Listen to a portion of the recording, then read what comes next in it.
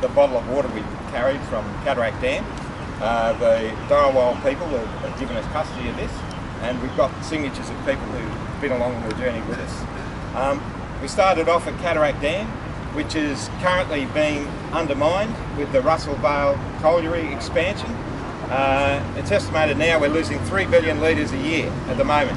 There are 9 further longwall mines planned on the drawing table now, so that's going to increase the amount we're losing even more.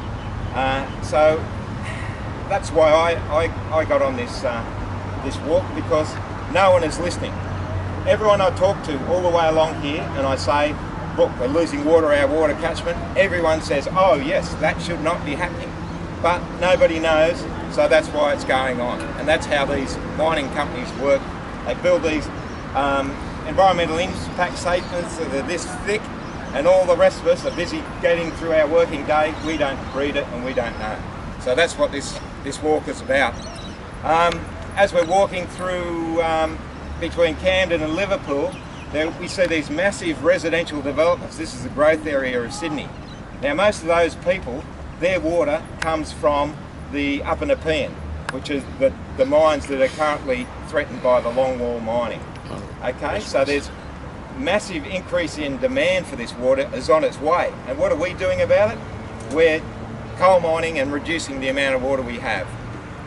It's just astonishing.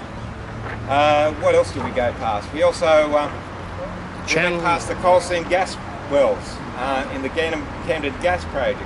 Some of the people on the walk at that stage don't come from the area. They were shocked to see that within 100 metres of people's back fences there's coal seam gas wells, which a lot of those are horizontal, so they go down, deviate 12 degrees to get to the coal seam down below. They can go for 2 kilometres under people's houses. These also leak methane, so here's more greenhouse gases pumping up into the air.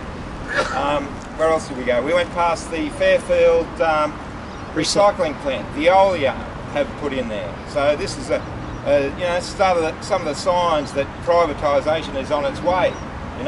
If we're not increasing our water capacity through the natural rain, how else are we going to do it? Recycling, desalination, but all this goes through a private company. So you can see the price of our water is destined to go up if we don't do something about it. What else? The channel into Sydney water.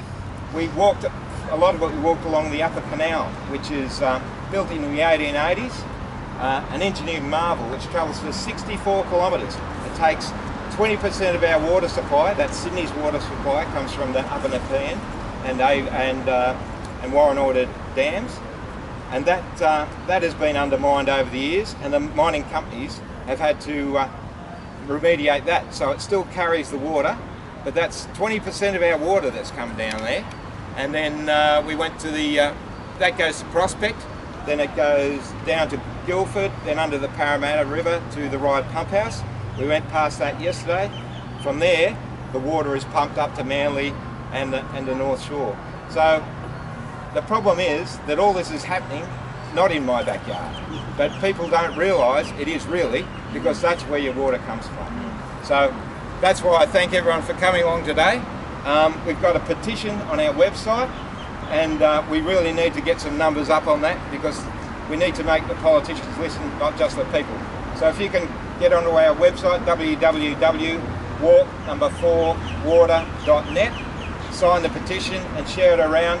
That'll help us a lot. Okay, so thanks everyone for coming along today and joining us. Appreciate it. It's a very special city in the world that we have this pristine water supply on our doorstep. The water we get is God's water, God in the sort of big terms, water coming to us through this amazing infrastructure that's been there for a long time. But 5 longwall mines operate day and night in our special catchment areas. In the Chief Scientist's report last year, she called out that it seemed to be that Sydney is the only city in the world that allows mining in its publicly owned catchments. That makes us very special, but not in a good way. And that really is the underlying issue here. Why are we, the city Sydney, with 4.5 million people who we supply this water to, doing this in our catchment areas, in these special areas that no one can go apart from the mining people. So you as a bushwalker would be fined $44,000, and we saw those signs all the way through saying, do not come here, big signs, keep out, but yet through this special areas, back door, through the front door, in can go these mining companies.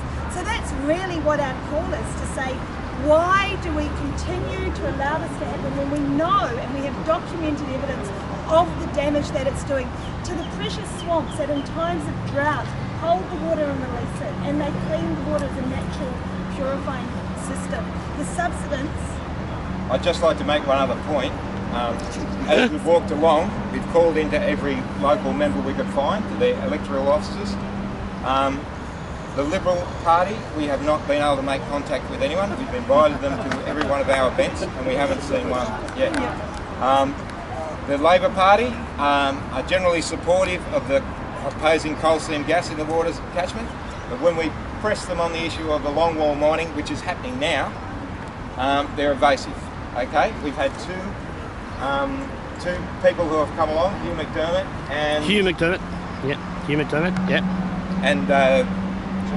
James Shaw at Parramatta, who said they would personally oppose longwall mining in the water catchment, but they will be guided by, you know, the party line. So we've sent emails to Luke Foley, and we've got no response. So we're still, thankfully, Verity Firth is here today, so it might help. But I'm sorry. No, that's fine. And so Michael's right. So until this point in time, we've had 7 out of 7 no-shows by the MPs whose electorates that we've walked through.